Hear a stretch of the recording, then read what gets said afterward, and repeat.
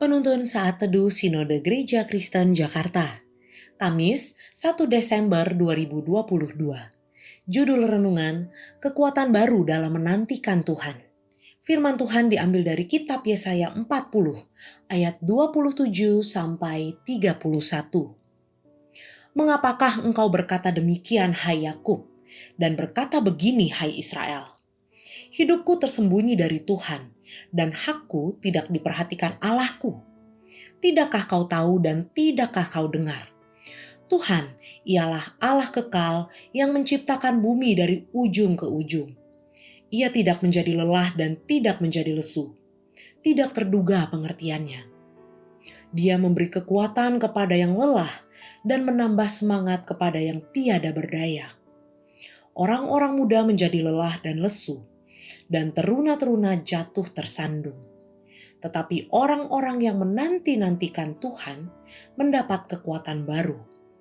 Mereka seumpama raja wali yang naik terbang dengan kekuatan sayapnya. Mereka berlari dan tidak menjadi lesu. Mereka berjalan dan tidak menjadi lelah. Pada umumnya, burung raja wali melewati proses perubahan ketika berumur 40 tahun. Kondisi yang menurun membuatnya harus memilih antara menyerah dan mati atau mengalami perubahan. Kalau ia mau berubah, ia harus melewati proses perubahan yang menyakitkan. Ia pergi ke atas gunung yang tinggi dan berdiam di sana. Ia mematuk-matuk paruhnya di batu sehingga paruhnya terlepas dan tumbuh kembali. Setelah itu, ia merontokkan bulu-bulu dan kuku-kukunya sampai tumbuh yang baru. Proses perubahan itu menghasilkan pemulihan dan memberikan kekuatan yang baru untuk terbang tinggi melintasi badai. Di tanah Babel, umat Allah telah patah semangat dengan keadaan mereka yang tak kunjung berubah. Mereka telah menantikan Allah, namun sepertinya Allah tidak peduli dengan kesulitan dan penderitaan mereka. Karena itu, Yesaya mengingatkan mereka untuk tidak menyerah.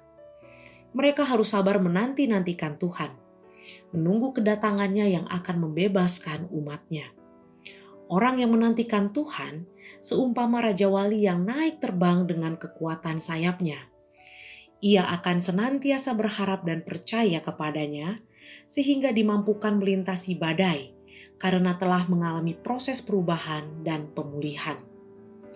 Kedatangan Yesus yang pertama membawa pesan perubahan dan pemulihan bagi umatnya yang menderita karena dosa.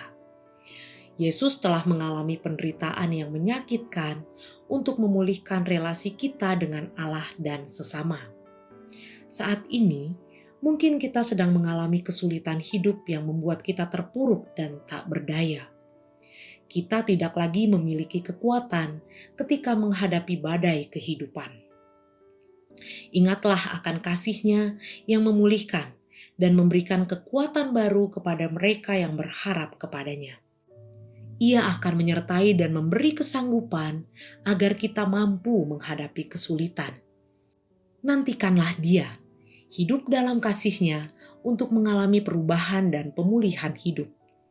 Cari dan berdiamlah di dalamnya untuk mendapatkan kekuatan baru. Tuhan tidak pernah menjanjikan hidup kita selalu mudah, namun Ia berjanji akan memberi kekuatan dalam melewati badai kehidupan. Terpujilah nama Tuhan.